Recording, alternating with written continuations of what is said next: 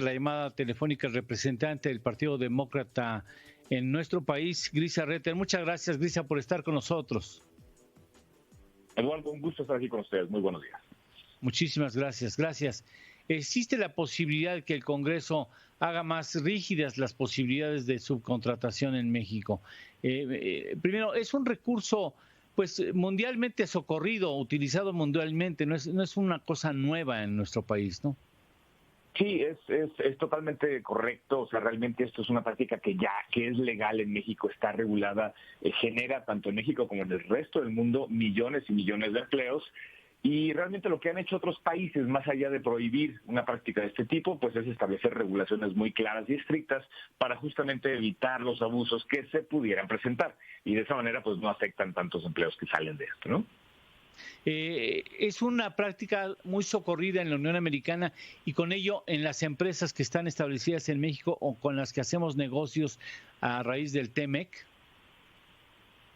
Sí, realmente sí, prácticamente muchísimas empresas pequeñas, medianas y muchas de ellas también de las empresas que están aquí en Estados Unidos utilizan esta práctica tanto por su estructura interna, por estructura de costos, por necesidad de tener ciertos trabajos especializados. Entonces sí, sin duda, tanto en Estados Unidos como en México, pues es una forma de contratación que se utiliza de manera muy extensa en todas estas empresas.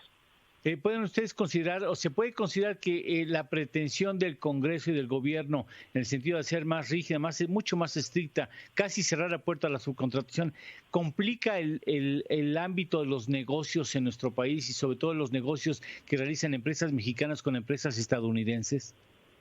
Pues realmente puede llegar a complicar sin duda, insisto, esto no es específico de México, esto es algo que en todo el mundo se usa y a la hora de cambiar la estructura, la forma en que puedes contratar a los recursos y a las personas que necesitas en tu empresa, pues seguramente pues sí pudiera afectar. Sin embargo, más allá de cómo afecta a las empresas, la posición al menos de nuestro partido, incluyendo las del presidente electo Biden, pues es que este tipo de legislación laboral en general es para buscar la protección de los derechos de los trabajadores. Esto es parte fundamental de nuestra estructura de partido y que eso es una buena práctica. Ahora, el gobierno de Biden probablemente, independientemente de lo que defina el gobierno mexicano internamente para sus leyes laborales del país como tal, pues lleva que no podría realmente el presidente tener una intervención alguna sobre esa regulación de la subcontratación.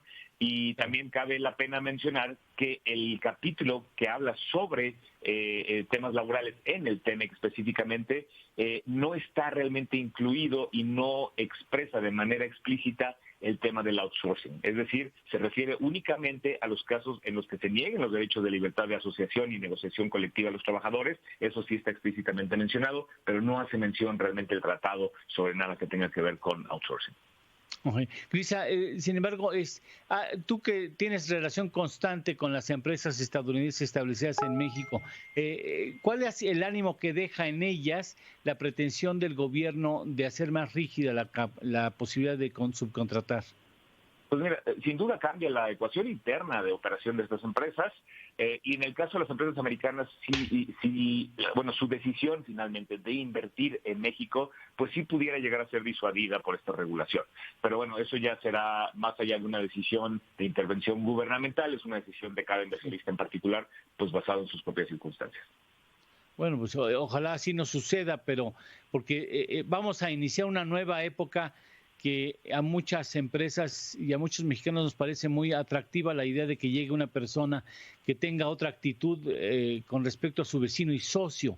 La distancia, lamentablemente, entre Biden y el señor Trump, pues no deja lugar a dudas de que pudiéramos articular una mejor relación con la Unión Americana. Ahora, más que nunca se necesita en el contexto de esta pandemia y de las consecuencias que ha dejado en el empleo y en la mortandad de las empresas, Gritcha. Es correcto, definitivamente. Y como bien lo dices, la relación bilateral va a ser mucho más profesional, va a ser una relación en donde realmente a México se le respete como un socio y un país amigo y un país vecino, más allá de utilizar estas prácticas tan rudimentarias que tenía el presidente Trump, en donde si no se le daba pues por su lado, amenazaba con aranceles, con elevar aranceles para de alguna forma obligar a México a hiciera una u otra cosa. Eso definitivamente ya no va a suceder. Se respetará la autonomía de México en sus decisiones internas y también en sus decisiones con la relación con Estados Unidos. Y bueno, realmente en la plataforma mundial de todos los problemas y este vacío de liderazgo que ha dejado el presidente Trump, pues sin duda esa será prioridad número uno. La relación afortunadamente entre México y Estados Unidos es muy sana, es muy estable, y pues no será una prioridad, no porque no le interese, sino pues porque si no es un problema, tendrá más tiempo de preocuparse de los otros grandes problemas que sin duda dejó el presidente Trump. Grisa, te agradezco mucho que nos hayas tomado la llamada a estas horas. Muchas gracias por estar con nosotros, te lo aprecio. Eduardo, gracias. Es un gusto, que tengas un muy buen día. Hasta luego. Muchas gracias, igualmente, gracias. Pero ¿qué piensa el Partido Demócrata sobre este asunto? Creo que son muy coincidentes las posiciones y ojalá el Congreso entienda que está en juego. Está en juego también la creación de empleos.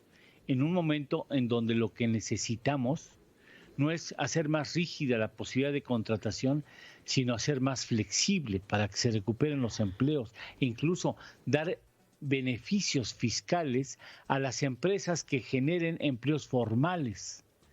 Eso es lo que necesitamos en México ahora.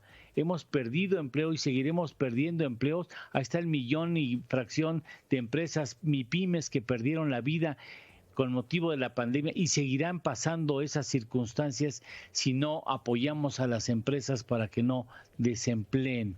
Ojalá así lo contemple el Congreso, que esté en sus manos, una decisión que puede tener consecuencias muy importantes.